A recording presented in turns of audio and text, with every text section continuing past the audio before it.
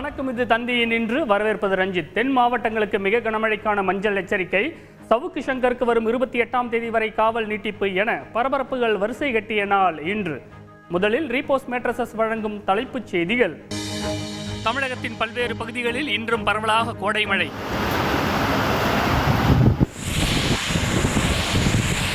நெல்லை, தென்காசி, விருதுநகர், குமரி, தூத்துக்குடி மாவட்டங்களில் 18 மற்றும் 19ஆம் தேதிகளில் மிக கனமழைக்கு வாய்ப்பு.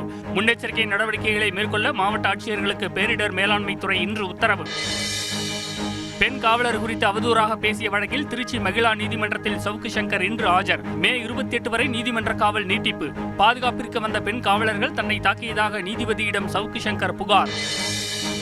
ஒருவரின் தனிப்பட்ட வாழ்வுக்குள் அத்துமீறி நுழைந்து தரம் தாழ்ந்து விமர்சிப்பது ஏற்புடையது அல்ல. சைந்தவியை பிரிந்தது தொடர்பாக சமூக வலைதளங்களில் அவதூறுகள் பரவியதைத் தொடர்ந்து ஜிவி பிரகாஷ் இன்று அறிக்கை.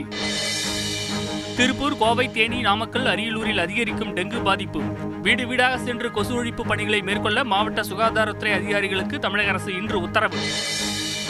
மதுரவாயலில் வீட்டருகே நடந்து சென்றவரின் காலை கடித்து குதறிய வளர்ப்பு நாய் மருத்துவமனையில் அனுமதிக்கப்பட்ட நிலையில் காலில் 2 தையல் போட்டு சிகிச்சை. காவல்துறையிடம் புகார் அளிக்கப்பட்டதைத் தொடர்ந்து நாயை பிடித்துச் சென்ற மாநகராட்சி ஊழியர்கள். இந்து முஸ்லிம் பிரிவினையை ஒருபோதும் செய்ய மாட்டேன் என பிரதமர் மோடி இன்று திட்டவட்டம். பிரிவினையை ஏற்படுத்தினால் பொது வாழ்வுக்கு தான் தகுதியற்றவன் என்றும் ஆவேசம்.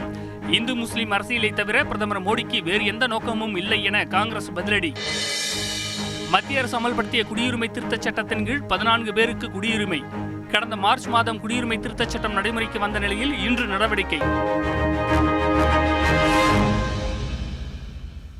வளிமண்டல கீழடுக்கு சுழற்சி காரணமாக தென் மாவட்டங்களில் மிக கனமழைக்கு வாய்ப்புள்ளதாக வானிலை ஆய்வு மையம் தெரிவித்துள்ளது. இந்த மாவட்டங்களுக்கு மஞ்சள் எச்சரிக்கை விடுக்கப்பட்டுள்ளதால் முன்னெச்சரிக்கை நடவடிக்கைகளை மேற்கொள்ளுமாறு மாவட்ட ஆட்சியர்கள் அறிவுறுத்தப்பட்டுள்ளனர். செய்தியாளர்கள் தாயுமானவன், கார்த்திகேயன் வழங்கிய தகவல்கள் இவை. கோடை வெயில் தமிழகத்தை வாட்டி வதைத்து வந்த நிலையில் கடந்த சில நாட்களாக மாநிலத்தின் பல்வேறு பகுதிகளில் மழை பெய்து வருவதால் மக்கள் மகிழ்ச்சி அடைந்துள்ளனர். தஞ்சை, திருவாரூர், மன்னார்குடி, நெல்லை, மரக்காணம், தென்காசி, சாத்தூர் உள்ளிட்ட பல்வேறு பகுதிகளில் மழை பெய்ததைத் தொடர்ந்து வெப்பம் தணிந்து குளிர்ச்சியான சூழல் நிலவியது. மிதமான மழை பொழிவால் கும்பக்கரை அருவியில் நீர்வரத்து சீரானதைத் தொடர்ந்து 2 நாட்களுக்கு பின் சுற்றுலா பயணிகள் அருவியில் குளிக்க அனுமதிக்கப்பட்டனர்.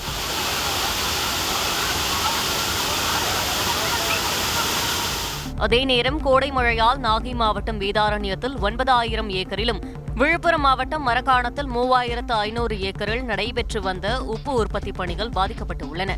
இதுகுறித்து வேதாரண்யத்தை சேர்ந்த உப்பள தொழிலாளர்கள் வாசு மற்றும் ரமேஷ் ஆகியோர் கூறுகையில், நேற்றைக்கு முந்தா நாள் பெஞ்ச மிக கனமழையினால் நாங்கள் உப்பு உற்பத்தி பாதிக்கப்பட்டு போச்சு. இருந்தாலும் எங்களுக்கு பூமியிலேருந்து டிகிரி தண்ணி 15 டிகிரிக்கு மேலே நாங்கள் தண்ணி எடுத்துகிட்டு இருந்தாங்க. அந்த போரெலாம் தண்ணி எடுக்காமல் பெருசாக தான் ஒன்றுச்சு. ஒரு ஏக்கருக்கு 6000 ரூபாயிலேருந்து 7000 ரூபா கரண்ட் பில்லு வந்துட்டு. பிற்காலத்தில் நல்லா ஒரு உப்பு உற்பத்தி ஆகுங்கிற நம்பிக்கை இருக்குது. இப்போதைக்கு வார்முதல் இல்லைனாலும் பிறகு நல்ல ஒரு வார்முதல் கிடைக்குங்கிற நம்பிக்கை இருக்குது. இதனிடையே வெப்பச்சலனம் காரணமாக மே 19 வரை தமிழ்நாட்டிற்கு கனமழைக்கான மஞ்சள் எச்சரிக்கையை வானிலை ஆய்வு மையம் விடுத்துள்ளது. இதனைத் தொடர்ந்து தேனி, விருதுநகர், தென்காசி மாவட்டங்களில் முன்னெச்சரிக்கை நடவடிக்கை மேற்கொள்ள 3 மாவட்ட ஆட்சியர்களுக்கும் வருவாய் மற்றும் பேரிடர் மேலாண்மை துறை அறிவுறுத்தியுள்ளது. தாயுமானவன், எந்தெந்த மாவட்டங்களுக்கு அதி கனமழை எச்சரிக்கை விடுக்கப்பட்டுள்ளது? வெப்பநிலை குறித்து வானிலை மையம் எதுவும் எச்சரித்துள்ளதா? கூடுதல் விவரங்கள் சொல்லுங்க. தமிழகத்தில் கடந்த சில வாரங்களாகவே கோடை வெப்பம் என்பது வாட்டி வதைத்த ஒரு சூழலில் தற்போது தமிழகம் முழுவதும் பரவலாக கோடை மழை என்பது பெய்ய தொடங்கியிருக்கிறது. தமிழகத்தை பொறுத்தமட்டில் அடுத்த 5 தினங்களுக்கு பரவலாக பல்வேறு மாவட்டங்களில் கன முதல் மிக கனமழை பெய்ய வாய்ப்பிருப்பதாக வானிலை ஆய்வு மையம் எச்சரிக்கையை விடுத்திருக்கிறது. இந்த மழை காரணமாக தமிழகத்தினுடைய உள் மாவட்டங்களில் இயல்பை காட்டிலும் 2 முதல் 3 டிகிரி செல்சியஸ் வரை வெப்பநிலை படிப்படியாக குறையக்கூடும் என வானிலை ஆய்வு மையம் தகவலை வெளியிட்டிருக்கிறது. இது மக்களிடையே ஒரு மிகப்பெரிய மகிழ்ச்சியை ஏற்படுத்தியிருக்கிறது. ரஞ்சித், கூடுதல் விவரங்களுக்கு நன்றி தாயுமானவன். தங்கள் விவாகரத்து குறித்து சமூக வலைதளங்களில் பரவி வரும் அவதூறுகளுக்கு விளக்கமளித்துள்ள இசையமைப்பாளர் ஜிவி பிரகாஷ்குமார், ஒருவரது தனிப்பட்ட வாழ்விற்குள் அத்துமீறி நுழைந்து தரம் தாழ்ந்த விமர்சனங்கள் வைப்பது ஏற்புடையதல்ல என ஆதங்கத்துடன் தெரிவித்துள்ளார்.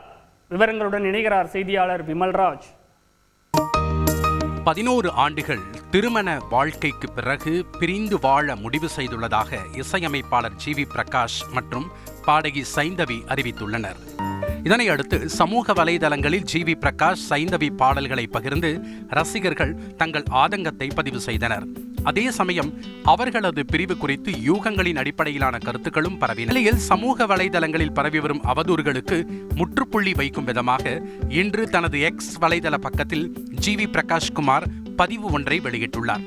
அதில் பிரபலமான நபராக இருப்பதாலே ஒருவரின் தனிப்பட்ட வாழ்விற்குள் அத்துமீறி நுழைந்து தரம் தாழ்ந்த விமர்சனங்களை வைப்பது ஏற்புடையதல்ல என குறிப்பிட்டுள்ள ஜிவி பிரகாஷ், தங்களின் கற்பனைகளை சமூக ஊடகங்களில் வெளிப்படுத்துவதால் அது யாரோ ஒரு தனிநபரின் வாழ்க்கையை பாதிக்கும் என்பதை உணராத அளவுக்கு தமிழர் மாண்பு குறைந்துவிட்டதா என கேள்வி எழுப்பியுள்ளார். இருவரும் பரஸ்பரம் ஒப்புக்கொண்டு பிரிந்ததன் காரணங்களை நெருங்கிய நண்பர்கள், உறவினர்கள் நன்கறிவார்கள் எனவும் அனைவரிடமும் கலந்தாலோசித்து பின்புதான் இருவரும் இந்த முடிவை மேற்கொண்டோம் எனவும் அவர் தெரிவித்துள்ளார். தங்களை பிரபலங்களாக உருவாக்கிய உரிமையிலோ அல்லது தன் தனிப்பட்ட வாழ்க்கை மீது இருந்த பேரன்பின் வெளிப்பாடாகவோ ஆதங்கமான விமர்சனங்களை முன்வைத்திருந்தாலும் சம்பந்தப்பட்டவர்களின் மனதை அது மிகவும் காயப்படுத்துகிறது என்பதை உணர்த்தவே இதை பதிவிடுவதாகவும் ஜிவி பிரகாஷ் விளக்கமளித்துள்ளார். சினிமாவில் சாதிக்க துடிக்கும் இளைஞனின் கதையை மையமாக வைத்து அண்மையில் வெளியான ஸ்டார் திரைப்படத்தின் மூலம் மீண்டும் கவனம் பெற்றுள்ளார் நடிகர் காதல் சுகுமார். சுமார் 10 ஆண்டுகளுக்கு பிறகு தமிழ் சினிமாவில் கம்பேக் கொடுத்திருப்பது பற்றி தந்தி டிவிக்கு அவர் அளித்த பேட்டியை இந்த தொகுப்பில் பார்க்கலாம். 2004 வெளியான காதல் திரைப்படத்தின் மூலம் பிரபலமானவர் நடிகர் சுகுமார். திரைப்படத்தில் ஒரு நடிகராக அழுத்தமாக முத்திரை பதித்தாலும் உடல் மொழியும் நடிப்பும் பொதுவாக வடிவேலுவை போலவே மிமிக் செய்வதால் பட வாய்ப்புகள் பெரிதாக கிடைக்காமல் விமர்சனங்களுக்கு உள்ளானார். அவ்வப்போது சிறிய பட்ஜெட் படங்களில் மட்டும் அரிதாக வாய்ப்புகள் கிடைத்து வந்த நிலையில் வாழ்வாதாரத்திற்காக அதனை ஏற்றுக்கொண்டு பயணிக்க தொடங்கினார். பின்னர் திரைப்பட டைரக்ஷனிலும் கவனம் செலுத்தி இயக்குநராகவும் ஆனார். இதனால் நடிப்பையும் விட்டுவிட்டதால் பெரிதாக கவனம் பெறாமல் ஃபீல்ட் அவுட் ஆகிவிட்டார் காதல் சுகுமார். எத்தனையோ வலிகளையும் வேதனையையும் தாங்கிக் கொண்டு சினிமாவில் சாதிக்க வேண்டும் என்ற வெறியுடன் பயணித்தவர் கடைசி வரை முழுமையான வெற்றியை ருசிக்க முடியவில்லை. கடந்த 10 ஆண்டுகளாக எந்த திரைப்படத்திலும் நடிக்காததால் ரசிகர்களுக்கு இவரது முகமே மறந்து போனது. இந்த நிலையில் தற்போது இளம் நடிகர் கவின் நடிப்பில் வெளியாகி இருக்கும் ஸ்டார் திரைப்படத்தில் சின்னஞ்சிறு கதாபாத்திரத்தில் நடித்து மீண்டும் புகழ் வெளிச்சத்திற்கு வந்திருக்கிறார் காதல் சுகுமார். ஒரு சில சீன்களை நடித்தாலும் ரசிகர்களிடையே மீண்டும் கொண்டாடப்படுகிறார். இது பற்றி தந்தி டிவிக்கு பேட்டியளித்த நடிகர் காதல் சுகுமார் ஸ்டார் திரைப்படத்தில் நடித்ததன் மூலம் மீண்டும் பட வாய்ப்புகள் கிடைக்க தொடங்கி இருப்பதாக கூறுகிறார். பெரிய படம் ஒரு படம் நல்லா ஹிட் அடித்து ஓடிச்சுன்னா அடுத்ததாக 2-3 படத்துக்கு பிறகாவது ஒரு பெரிய படம் ஒரு கிடைக்கணும் உங்களுக்கு. அப்போ தான் உங்களுக்கு தெரிஞ்சுக்கிட்டே இருப்பீங்க, லைம்லைட்டில் இருந்துக்கிட்டே இருப்பீங்க. அது ஒரு டைலாக், கருப்பாக இருக்கவங்களாம் வடிவேல் ஆகிட முடியாதுன்னு நினைக்கிறதுக்குள்ளே பாதி வாழ்க்கை முடிஞ்சிச்சு அப்படிங்கிறதுக்கு அது ரொம்ப ஸ்ட்ராங்காக இருந்தது அந்த விஷயத்தில். அது எனக்குன்னு இல்லை, நான் ஏன்னா சினிமாவுக்குள்ளே வந்ததுக்கு பிறகு நான் என்னோடய பாணியே மாற்றிக்கிட்டேன். காதல் படத்துக்கு பிறகு நான் சுகுமாராக தான் நடிக்க ஆரம்பித்தேன். இப்போ அடுத்தது எழில் சார் படம் நிறைய வந்துகிட்டே இருக்குது, அதனால் நடிக்கிறதுல பிஸியாக ஆகிக்கிட்டேன். இந்த திரைப்படத்திற்காக 6 மாதங்கள் முடிவெடுத்ததாகவும் இதனால் பிற வாய்ப்புகளை இழக்க நேரிடும் என்பதால் இயக்குனர் இல்லன் அதற்கான ஊதியம் கொடுத்ததாகவும் தெரிவித்தார். ஒரு 6 மந்த் அப்படி அப்போ கொஞ்சம் வந்துடலாம் அப்படின்னாரு. சார் 6 மாதம் தாடி எடுக்காம தான் எனக்கு சின்ன சின்ன படம் வரும், நான் நடிக்கணும், தாடியோடு இருந்தால் வேணான்னு வேறு கெட்ட போடுங்கன்னா நான் என்ன சார் பண்ணுறது அப்படின்னேன். அது ஓகே, அது பார்த்துக்கலாம் அப்படின்னு சொல்லிட்டு அதுக்கு தனியாகவே பேமெண்ட் கொடுத்தாரு. சினிமாவில் நடிகனாக ஜொலிக்க வேண்டும் என விரும்பும் இளைஞன் படும் அவஸ்தை, வலி, அவமானம், புறக்கணிப்பு இவற்றை இயல்பாக வெளிப்படுத்திய ஸ்டார் திரைப்படமே பல ஆண்டுகள் வாய்ப்பின்றி தவித்த காதல் சுகுமாரை நிஜத்தில் ஒரு ஸ்டாராகவும் அடையாளம் காட்டியிருக்கிறது என்பது குறிப்பிடத்தக்கது. பெண் காவலர்கள் குறித்து அவதூறாக பேசிய வழக்கில் யூடியூபர் சவுக்கு சங்கருக்கு வரும் 28ஆம் தேதி வரை நீதிமன்ற காவல் நீட்டிக்கப்பட்டுள்ளது. இதனிடையே நீதிமன்றத்திற்கு அழைத்துச் செல்லும் போது பெண் காவலர்கள் தன்னை தாக்கியதாக நீதிபதியிடம் சவுக்கு சங்கர் புகார் அளித்தது பரபரப்பை ஏற்படுத்தியுள்ளது.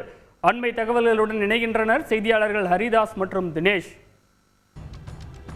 பெண் காவலர்கள் குறித்து அவதூறாக பேசிய விவகாரத்தில் யூடியூபர் சவுக்கு சங்கரும் சம்பந்தப்பட்ட வீடியோவை வெளியிட்ட குற்றத்திற்காக ஃபெலிக்ஸ் ஜெரால்டும் கைது செய்யப்பட்டுள்ளனர்.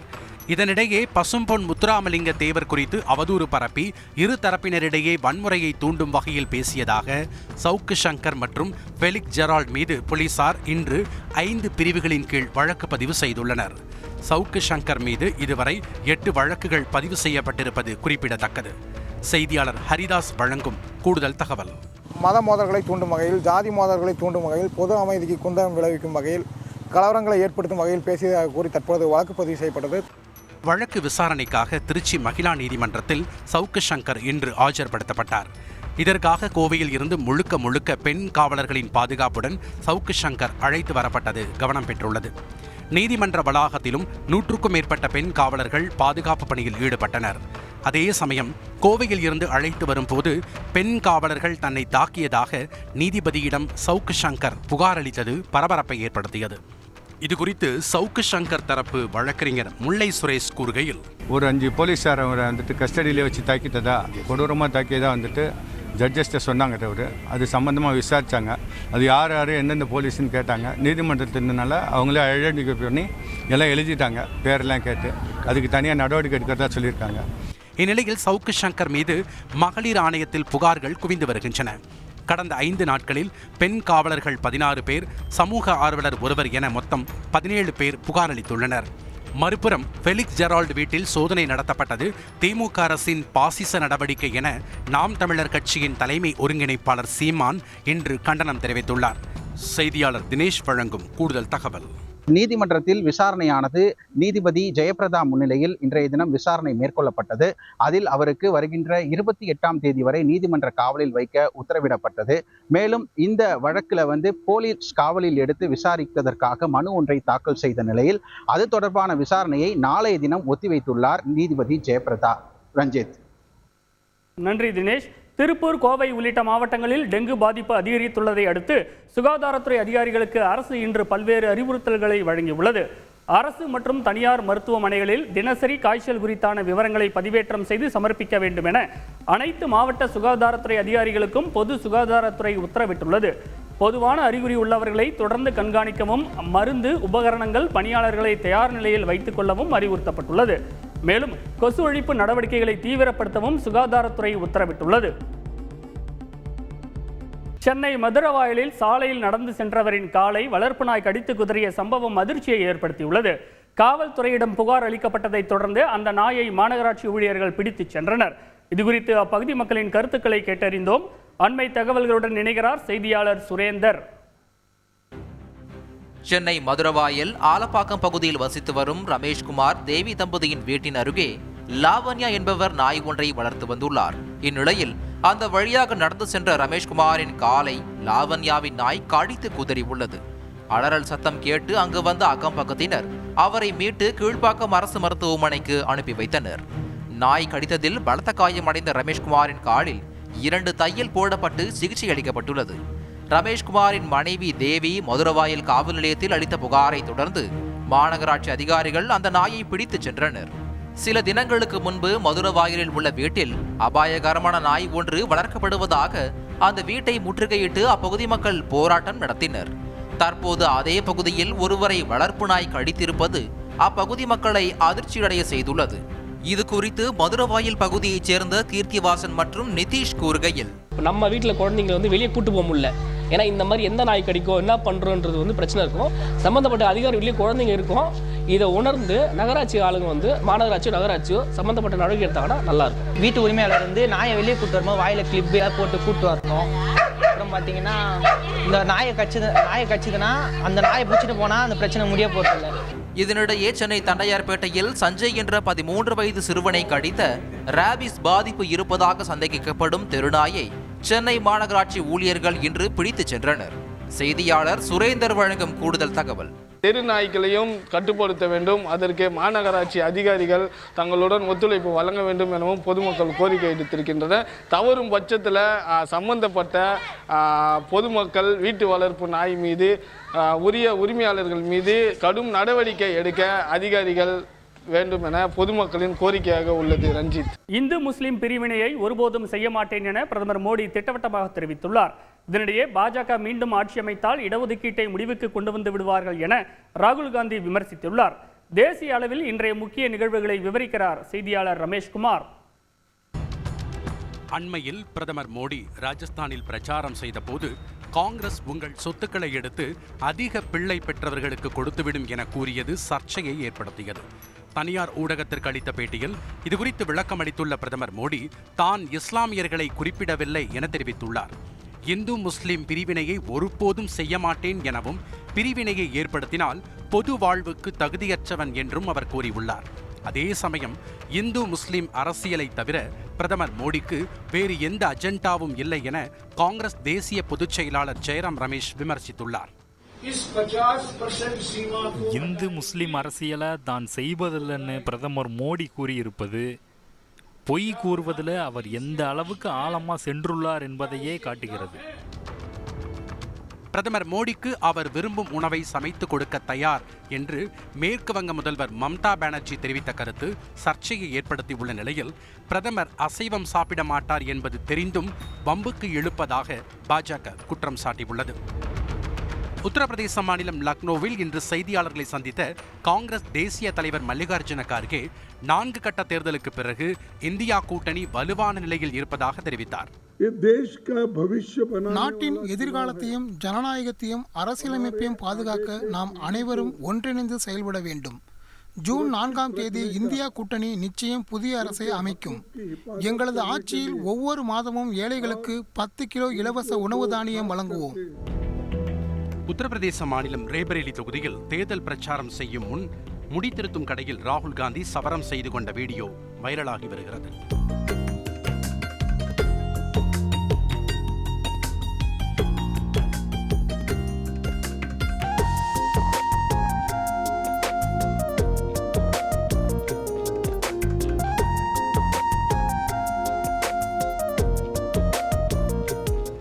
ராஜஸ்தானில் சுரங்கத்தில் லிப்ட் அருந்து விழுந்த விபத்தில் 14 பேர் மீட்கப்பட்ட நிலையில் ஒருவர் உயிரிழந்தார்.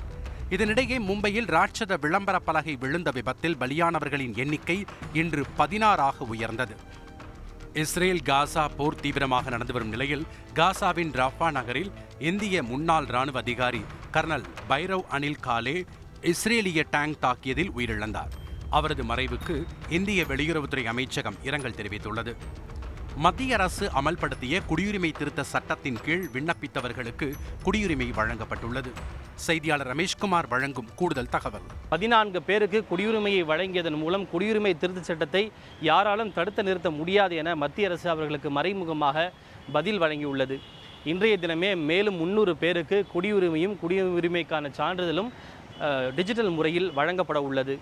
குடியுரிமை திருத்தச் சட்டம் இந்தியாவினுடைய சட்டம் எனவும் அதனை யாரும் நிராகரிக்க முடியாது என மத்திய உள்துறை அமைச்சர் அமித்ஷா திட்டவட்டமாக தெரிவித்துள்ளார். ரஞ்சித், இன்றைய நாளின் முக்கிய நிகழ்வுகளை இதுவரை பார்த்தோம். பார்த்த உங்களுக்கு நன்றி. இது தந்தி நின்று நான் ரஞ்சித். இனிய இரவு வணக்கம்.